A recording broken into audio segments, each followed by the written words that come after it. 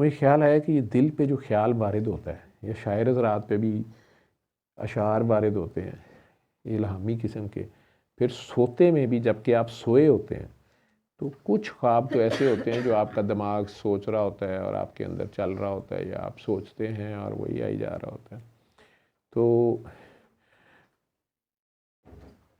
کچھ خواب بالکل آؤٹ آف بلو وہ بھی ہوتے ہیں، آپ کو سمجھ نہیں آتی کہ یہ کہاں سے آ رہے ہیں، کیوں آ رہے ہیں، کیسے آ رہے ہیں. اور تشریف رکھیں، اس کے اوپر رکھ دیں.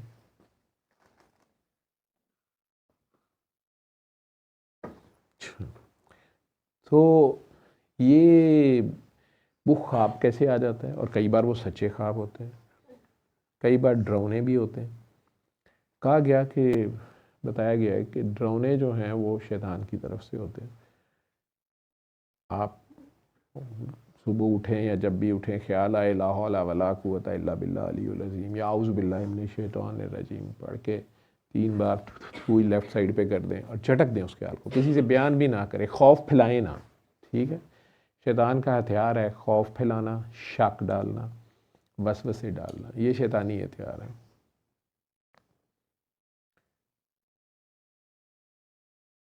کبھی کبھار جنگ میں ہم بھی یہ استعمال کرتے ہیں، جنگ میں جائز ہوتا ہے. خیر، تو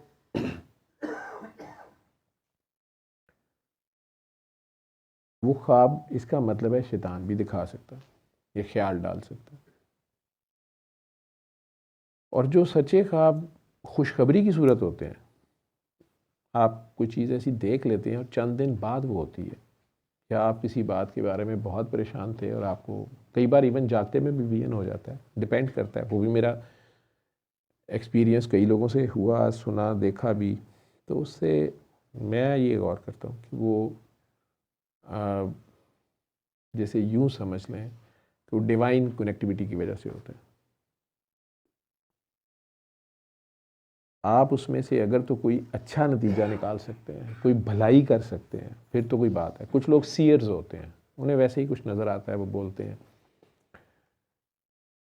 لیکن اللہ کے بندوں کے بارے میں مجھے یہ لگتا ہے کہ کرامات تو ان کی بہت بڑی بڑی ہوتی ہیں کہ وہ کریم سے جڑے ہوتے ہیں، اس کا کرم مانگ رہے ہوتے ہیں. کرامت ان کے پاؤں کی ویسے ہی دھول کا نام ہوتا ہے.